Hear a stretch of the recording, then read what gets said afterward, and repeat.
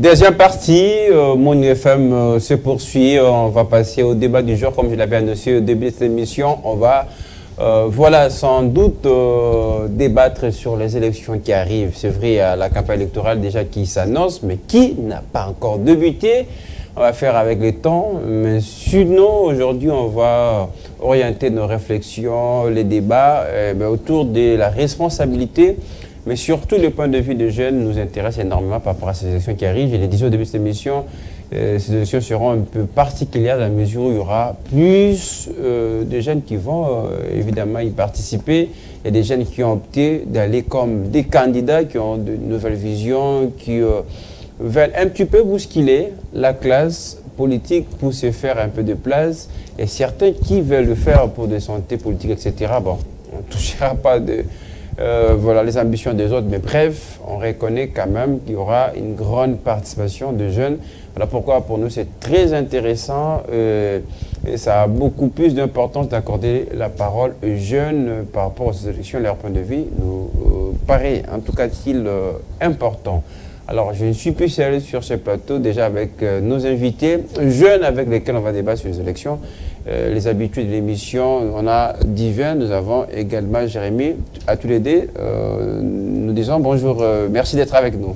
Bonjour et merci pour l'invitation. Bonjour divers également. Bonjour Monsieur Ngolo, merci pour l'invitation. Alors on va commencer avec vous, Jérémy.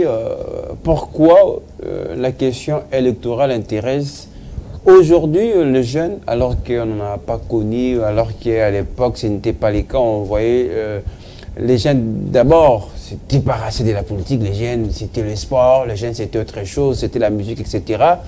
Mais bref, Jérémy, est-ce que vous avez la réponse à cette question? Pourquoi cette fois-ci ça intéresse un peu plus les jeunes? Ouais, c'est vraiment une question pertinente, allais-je dire, dans quel sens? Nous avons laissé beaucoup de temps, la jeunesse a laissé beaucoup de temps, n'est-ce pas, aux parents, aux responsables, n'est-ce pas, aux vieux, de pouvoir diriger, afin de résoudre plusieurs questions. Parce que le moment électoral, la période électorale, allais-je dire, c'est un moment où ça donne le pouvoir, n'est-ce pas, à la population, de pouvoir élire des autorités qui vont résoudre les problèmes. Il y a plusieurs problèmes, entre autres, assurer l'éducation, la santé, les problèmes socio-économiques et consorts. Mais pendant beaucoup de temps, pendant à peu près toute la période passée, on a vu que les personnes qui dirigeaient, le vieux qui dirigeait, n'arrivaient pas à résoudre les problèmes. Voilà pourquoi cette fois-ci la jeunesse... Si réellement ça doit être le cas, pensez-vous que les jeunes auront quand même cette possibilité-là où je dirais les jeunes vont changer les choses? Effectivement, parce qu'il y a une volonté remarquable au niveau de la jeunesse cette fois-ci. Donc la jeunesse est tellement engagée à pouvoir, n'est-ce pas, relever les défis que les vieux n'ont pas pu le faire.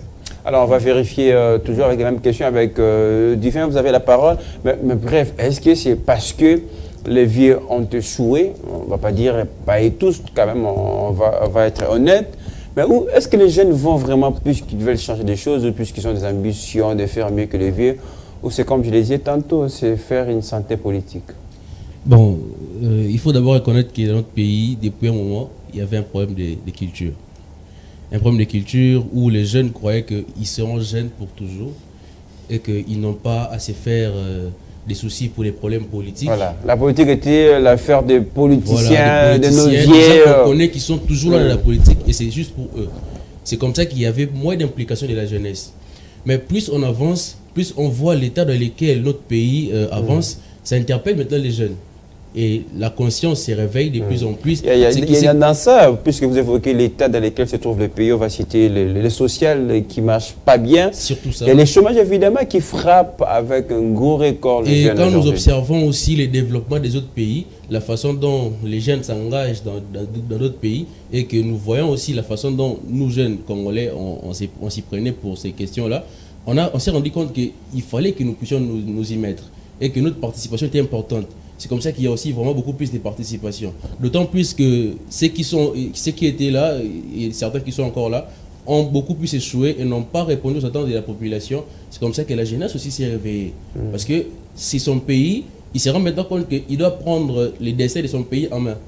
Voilà un peu pour moi la raison pour laquelle il y a plus de participation. Alors, on va parler longuement des chances de jeunes à ces élections, puisque je le rappelle, il y a des là qui ont opté à aller comme des candidats, multiplier leurs chances. On va évoquer tout ça. Mais à une certaine période, on a connu des jeunes désespérés qui cherchaient à aller en tout cas, en même temps chercher la vie ailleurs. Il y a la question immigratoire, etc., qui fait parler partout. On le voit, les informations à l'étranger, comme nombre de nos jeunes, en tout cas, qui quittent leur pays dans le désespoir. Dans les désespoirs dans leur pays, tout ne marche pas. Dans l'espoir d'aller chercher mieux ailleurs. Excusez-moi, peut-être sans faire la pub, mais avec cette histoire des véloteries, on sent plus d'engouement. Mais on a un moment où on s'est dit, quels sont les jeunes qui vont prendre la relève demain? Si aujourd'hui tous les jeunes pensent aller ailleurs, tenter leur chance ailleurs. Voilà un peu le problème avec la jeunesse, pas seulement congolaise, mais africaine en général. Nous pensons, c'est comme à la maison, chez vous ça ne va pas, vous partez dehors, vous dites que nous allons aller chercher ailleurs. Pendant que chez vous, ça ne marche pas et qu'on a besoin de votre participation. Certains disent qu'ils vont pour chercher, se faire une santé, revenir, rarement faire changer les choses. Des gens aller en Europe, trouver la vie et revenir ici. On peut aller investir ailleurs, chercher et puis revenir et investir dans son pays. Pendant que toi, tu quittes ton pays pour aller chercher là-bas, dans ton pays, il y a des richesses. Dans ton pays, il y a des ressources. Mais on n'a pas accès à ces richesses. Non. C'est ça le problème. Ces richesses sont pillées là-bas, dans la partie est, les richesses, par des rebelles. Quand on parle des richesses, les Congolais doivent comprendre que les richesses ne sont pas que minérales. Il n'y a pas que les minéraux comme richesse dans notre pays. Nous avons beaucoup Vous parlez de quelles richesses alors? Nous avons les sols que nous pouvons cultiver. Nous pouvons faire des mais combien les fonds, si nous devons soyons honnêtes quand même, on ne va pas tous cultiver, ça c'est aussi un problème. La crise sociale aujourd'hui dans notre pays, c'est quoi les problèmes? Est-ce que c'est parce qu'on a des minéraux? Non, c'est parce que nous ne savons pas comment transformer ce que nous avons pour donner la nourriture aux gens. Mais à qui le travail de transformer cela? Mais aussi à la jeunesse. La jeunesse n'est pas là que pour... Comment la jeunesse va transmettre ça puisque la jeunesse n'a pas accès? Non. Quand un jeune s'inscrit par exemple dans la faculté d'agronomie, il apprend comment faire... Là, il est en train de souligner les jeunes qui ont, ou soit les familles qui ont disposé des moyens pour amener, n'est-ce pas, leurs enfants. Moi, je pense que c'est un travail qui revient forcément à l'État, de transmettre, de transformer ces richesses, donner d'emploi aux jeunes, par exemple. Ça aussi. Beaucoup de pays se sont développés grâce à l'entrepreneuriat que par l'action du gouvernement. Notamment les États-Unis. Si les États-Unis aujourd'hui, avec toute cette puissance, c'est parce qu'il y a eu des gens qui se sont levés pour entreprendre dans leur pays. Et ils n'attendaient pas toujours la part du gouvernement, mais eux-mêmes aussi, ils ont mis leur ingéniosité pour pouvoir développer les pays. Bon, les jeunes ça vous contredit, vous parlez de ces jeunes-là qui entreprennent aujourd'hui, mais c'est parce que les autorités ont aménagé, les secteurs quand même. On ne va pas faire sur qui est la parole, mais on ne va pas dire tout simplement que ce sont que des jeunes qui ne savent pas entreprendre. Il y a des C-là qui font exception aujourd'hui. On a vu la semaine passée, si je ne dis pas de bêtises, le chef de l'État recevoir les entrepreneurs congolais, des pères et des mères, je veux dire comme ça, qui entreprennent aussi. Mais pourquoi les autres veulent aller chercher ailleurs? C'est quoi les motifs? Eh ben, ça dépend en fait de la vision en fait. Vous savez, tous n'avons pas fait des mêmes possibilités.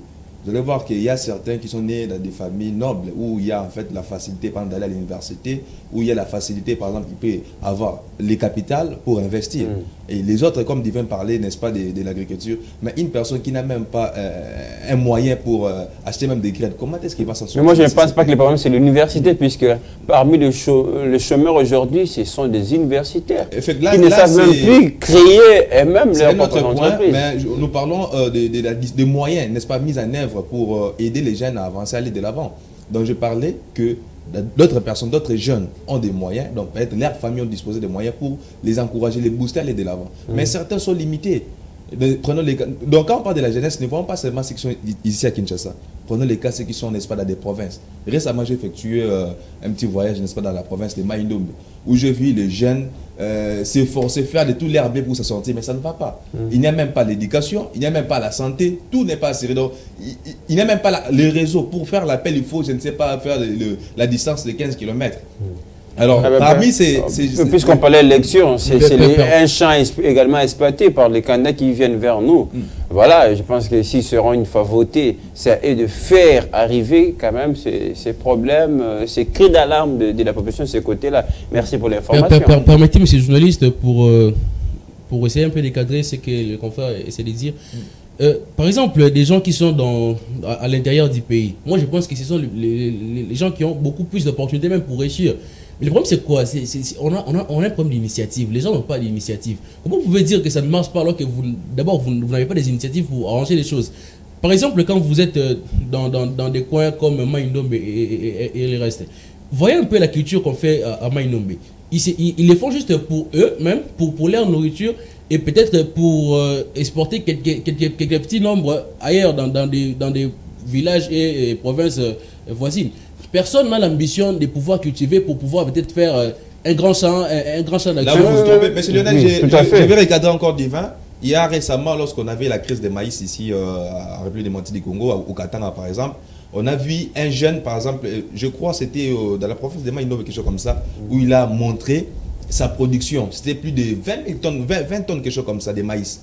Il n'avait même pas les moyens de déplacer, n'est-ce pas, pour amener ça dans les autres provinces. Donc, les gens ont la vision, ils peuvent, n'est-ce pas, exploiter, produire, mais comment est-ce qu'ils peuvent les déplacer? C'est ça le plus grand problème. Oui. Voilà pourquoi dans ça, l'accompagnement du gouvernement de l'État est très capital. Donc, il ne faut pas, Divin, je te comprends, tu es en train plus de marteler sur que les gens devaient se réveiller, investir, aller de l'avant, initier. Mais vous allez initier, mais comment est-ce que ça va, n'est-ce pas, parvenir dans d'autres provinces? C'est ça aussi. Voilà pourquoi il faut l'accompagnement du gouvernement, comme M. Lionel. Est-ce que ces jeunes-là ne se sentent pas limités quelque part, ou ils veulent évidemment se faire accompagner par l'État, en quelque sorte? Effectivement, parce que vous allez voir que si vous exploitez par exemple une affaire de 10 hectares, d'une manière, je peux dire quoi, avec la chair, la force physique, vous serez limité.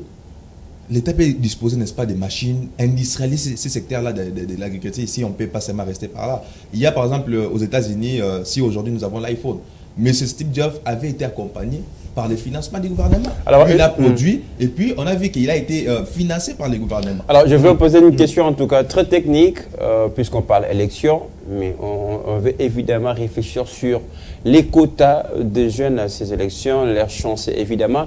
Une question, est-ce que les élections deviennent aussi un moyen, je dirais, d'entreprendre, un moyen d'entrepreneuriat pour les jeunes aujourd'hui? On commence avec vous, Divin. Puisqu'on a vu ces jeunes-là n'ont pas réussi à le faire autrement aujourd'hui, se plongent dans la politique. Est-ce que les élections n'est pas aussi une opportunité d'entreprendre pour ces jeunes-là? Normalement, les élections ne devaient pas être une opportunité d'entreprendre. C'est vrai, quand on se lance dans la vie politique, on vise aussi gagner quelque chose. Mais normalement, c'est viser dans la vie politique, il faut avoir une vision pour son pays. Parce que dans la politique, on vient pour gérer la chose publique, pour gérer la nation. On ne vient pas d'abord pour se faire chercher de l'argent.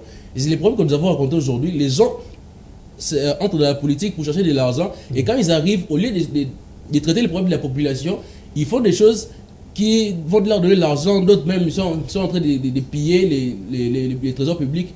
Pourquoi? Parce que les gens entrent pour l'argent. La politique, on ne doit pas les faire pour l'argent, mais on doit les faire parce qu'on a une vision pour développer les pays, pour aider les autres. C'est ça le problème. Il ne faut pas comprendre la politique comme de l'entrepreneuriat. Ce n'est pas ça. Si on devait entreprendre, il faut entreprendre dans les bons sens. Mais si on veut faire de la politique, il faut qu'on ait un message, il faut qu'on ait une vision, une façon de voir les choses qu'on doit apporter au pays pour apporter le développement. C'est ça aussi que les jeunes devaient comprendre aujourd'hui pour corriger les erreurs qu'ont fait nos parents. Et ils étaient venus à la politique pour chercher de l'argent. C'est comme ça que quand ils arrivent là-bas, ils ne traitent pas assez les problèmes de la population. Ce qui leur intéresse, c'est comment se faire de l'argent, comment remplir et nous revenir approche des prochaines élections avec des mêmes discours. Mais puisque l'avenir, en parlant de jeunes, excusez, je vais avoir l'avis de Jérémy rapidement.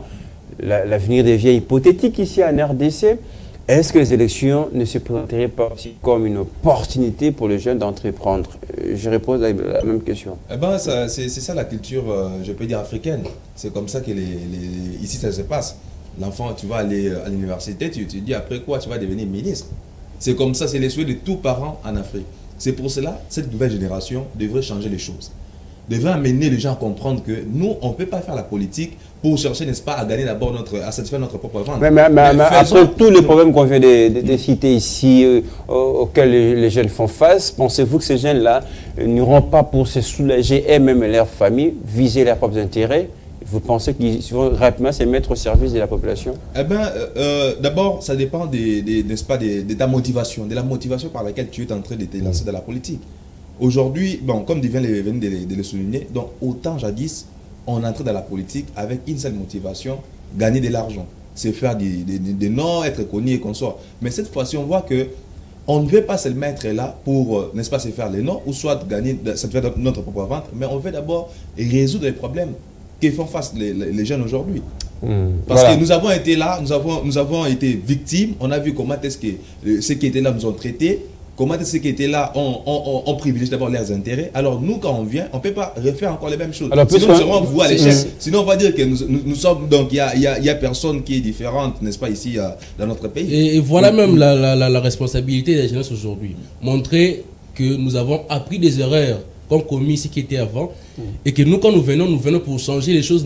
Est-ce que ces jeunes, finalement, sont matures aujourd'hui? On va quand même les dire pour ce qui est de notre pays. Vous savez, on a eu quand même pas mal quelques élections démocratiques. On va rappeler celle de 2006, on va rappeler en 2011 et 2018. Après toutes ces élections-là, c'est vrai que ça ne fait plus la même jeunesse de notre pays. Est-ce que les jeunes sont aujourd'hui matures pour aller à ces élections du mois prochain? Quand vous parlez de la maturité, je crois qu'on fait aussi allusion à l'expérience. Mais oui, voilà pourquoi j'ai fait allusion aux élections passées. Vous savez, on n'est jamais expérimenté pour toute chose.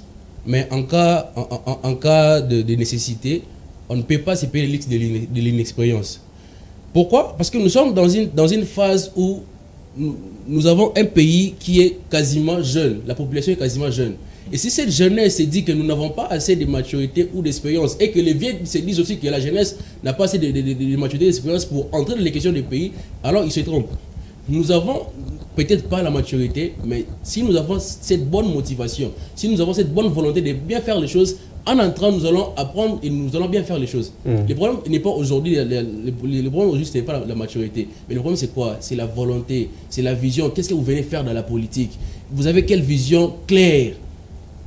Que quand vous allez entrer, il faut entrer dans la politique, une fois que vous ayez ce que vous demandez, vous allez faire. C'est ça le problème. Mais pour la plupart, pour ces jeunes qui sont candidats aux prochaines élections, ont été alignés par leur propre parti, par leur parti politique et regroupement politique, je veux dire comme ça. Est-ce que ce ne sont pas des jeunes qui seront entièrement au service de leur parti et regroupement politique au détriment de la population? Eh bien, le parti d'abord cherche, n'est-ce pas, à satisfaire les besoins de la population. Donc, est-ce que les partis ne vont pas aux élections pour gagner un peu plus de sièges, que nous ayons un grand quota et finalement on se crée des alliés? Quand vous gagnez plus de sièges et que vous avez, n'est-ce pas, beaucoup de membres au niveau du gouvernement, tout ça, donc ces personnes-là ou ces membres de votre parti qui sont au gouvernement, ils doivent travailler au profit de la population. C'est ça. Donc quand les jeunes sont là pour, n'est-ce pas, ils sont alignés par leur parti, ils vont bien sûr être envoyés au gouvernement, ils vont travailler, n'est-ce pas, dans des entreprises publiques. Tout ça sera toujours au bien de la population. Alors c'est difficile aujourd'hui de circuler à Kinshasa, faire des pas sans croiser les affiches de ces candidats qui s'annoncent, même si je les rappelle, l'heure de la campagne n'est pas encore arrivée. Mais et tous on sent, il y a les chefs de l'État derrière leurs images, portées par le président des partis et regroupements politiques. Est-ce que ces jeunes-là comprennent la quintessence, je veux dire, pourquoi ils viennent en politique? Est-ce qu'ils comprennent aussi que c'est pour aider la population? C'est ça, malheureusement dans notre pays. Est-ce qu'ils sont sincères aussi, puisque tout le monde chante président de la République, Fachi Béton? Est-ce que ces gens-là sont sincères? Est-ce qu'on ne risque pas d'avoir des gens autour du chef de l'État, par exemple, qui ne seront là que pour leurs propres intérêts? On parle de jeunes. Hein? Voilà, la question électorale dans notre pays, moi je pense que nous n'avons pas encore atteint la maturité électorale, mais nous y arrivons déjà. Parce que quand une personne se présente comme candidat, que ce soit à la présidentielle ou au législatif national, il doit apporter et vous expliquer sa vision, ce qu'il pense faire. Aujourd'hui, les gens, ils viennent pour faire sa campagne, ils viennent, vous faites des petites réunions, ils vous donnent 3 000 francs, 5 000 francs, on part voter pour lui. Vous n'avez pas le temps d'écouter ce qu'il a dans son projet. C'est comme ça que les gens ils partent au gouvernement et on choisit les chefs de l'État, on choisit les régimes un peu puisqu'il y aura de l'argent, voilà. On va nous tenir, on va battre campagne dans de très bonnes conditions, il y a tout ça. On ne sait pas ce qu'il va faire. Moi je pense qu'on devrait bien organiser la question où les candidats devaient expliquer leur message, leur projet. Maintenant, sur base de ces projets-là, on va pouvoir voter les candidats. On trouvera que celui-ci a des meilleurs projets, son projet est faisable, ou celui-là, son projet n'est pas faisable. Avant d'évoquer les choses en 30 secondes, est-ce que ces jeunes sont sincères? Ceux qui s'alignent derrière ceux qui ont des grands noms, en même temps, en réponse, ce sont des vieux qui ont toujours dirigé, qui ont été toujours là aux affaires et qui n'ont rien apporté à ces pays. Mais en somme, malheureusement, ces jeunes-là aller s'aligner. Est-ce qu'on veut réellement changer la classe politique? Bon, nous n'avons pas encore tout ce qu'il faut pour juger la sincérité des Donc, c'est-à-dire on a besoin encore de ce mais nous là. devons leur faire confiance. Parce que, oui, c'est notre pays à tous. La misère que nous vivons, et aussi, ils vivent la façon dont... Non, je ne suis pas non, d'accord. je vais arriver. Ils sont épargnés de cette misère, en si tout vous cas. me permettez. En tout cas pas. C'est que les autres vivent aussi des très misérables, ils voient. Ils voient comment est-ce que nos concitoyens sont morts à l'Est. Ils voient comment est-ce que nous avons des difficultés pour pouvoir transporter les marchandises et amener dans les grandes agglomérations. Ils voient cela. Et cela devait leur interpeller. Et nous devons leur faire confiance quand même s'ils n'ont pas encore fait grand-chose. On leur fait confiance pour voir comment ils vont faire. Et nous croyons que tout jeune qui s'engage aujourd'hui dans la politique va apporter un changement qui va faire du bien à notre population et à nos mamans qui vont voir que nous avons eu des enfants qui vont changer les choses et à qui on peut porter espoir. Est-ce qu'ils sont sincères, Jérémy? Si vous parlez de la sincérité, là, il nous faudra d'abord laisser les temps, voir ce que ça va donner. Mais pour l'instant, comme venez de le souligner, on a besoin d'abord de les croire, à leur potentialité, de croire qu'avec eux, nous allons changer les choses. Les minimums de doute à ces jeunes-là qui veulent postuler, moi, je avoir dirais, des places. Avec les temps, ou si c'était possible, pour éradiquer ces doutes, on pouvait organiser, n'est-ce pas, des confrontations. N'est-ce pas, des espaces comme je viens de voir ici récemment, que vous avez organisé, où chaque candidat peut passer, commencer à expliciter ou à expliquer son projet de société. Et puis par là, on va voir qu'on peut lui faire confiance par rapport à ce qu'il va dire. Hein, vous voyez, et puis après les 5 ans, après les 5 années qu'il va passer, n'est-ce pas, au niveau du gouvernement ou je ne sais pas quoi, on va maintenant lui juger par rapport à cela. Tout à fait. Donc, il nous faut d'abord au début accorder la confiance. Et moi, je vais interpeller ces candidats de voir, n'est-ce pas, exposer leurs projets. C'est le moment où vous devez parler de ce que vous envisagez de faire. On va être quand même calme, puisqu'ils vont le faire pendant la campagne électorale. Ça sera l'occasion pour eux de communier avec leur base. Mais puisqu'on doit évoluer, puisqu'il ne reste pas aussi beaucoup de minutes, je rappelle, on a parlé quand même de ces jeunes-là qui vont comme des candidats à ces élections. Je voulais pour une fois, parlons également, puisqu'on parle de la jeunesse de manière générale, parlons de ces jeunes qui vont aussi voter. Auprès de qui, voilà, ces politiques vont aller chercher des voix. On parlait tout à l'heure de la maturité. Est-ce que pour des jeunes qui vont aller voter, sont-ils matures aussi? Est-ce qu'ils ont compris pourquoi ils doivent voter? C'est un droit, comment on dit, c'est un devoir, pardon. Un devoir voilà, civique, voilà. Mais pourquoi ils vont voter? Est-ce qu'ils se posent cette question-là, ils ont compris l'essence de ces élections? Voilà pourquoi au début je parlais, les élections c'est un moment qui donne, n'est-ce pas, le pouvoir à la population de pouvoir choisir ses dirigeants, élire ses dirigeants. Alors du coup, quand vous voulez faire un choix, vous devez réfléchir, faire un choix qui est judicieux. Je crois que pendant la période de l'enrôlement, on avait passé, je crois, quelques émissions ici où on a interpellé la population de pouvoir, n'est-ce pas, réfléchir, n'est-ce pas, avant d'aller aux urnes, vous devez voir, n'est-ce pas, la personne que nous allons élire, est-ce qu'il va tenir compte de nos besoins? Est-ce qu'il sera capable de privilégier d'abord les besoins de la population avant d'abord ses propres besoins personnels? Donc c'est pour cela qu'il faut, le média devrait se relever, sensibiliser, organiser des émissions pareilles pour interpeller cette population. Mais par rapport aux jeunes, je vois déjà qu'actuellement, il y a ce qui se dit, il y a un adage qui se dit ici, jeunes, voter, opération jeunes, voter jeunes. Partout, ça se dit. Donc cette fois-ci, on veut voter seulement les jeunes. Mais vous allez voter jeunes par rapport à quoi? Il faut voter par rapport à ses qualités. Il faut voter par rapport à sa maturité, comme vous venez de le souligner, par rapport à sa vision. Donc n'allons pas voter parce qu'il est seulement jeune, parce qu'il est beau, parce qu'il a dit qu'il va faire les choses. Mais regardons d'abord à la vision. Donc c'est ça, c'est quelque chose. Divin. Oui, voilà. J'allais souligner quelque chose. Il y a un problème de redevabilité dans le pays. Quand une personne vient vers vous et dit que votez pour moi, après que vous allez voter, vous allez voir ceci, cela, quand il revient pour les prochaines élections, il faut d'abord lui demander, quand tu étais venu avant, tu nous avais dit que tu feras telle chose, où est-ce que nous en sommes? Qu'est-ce que tu as déjà fait?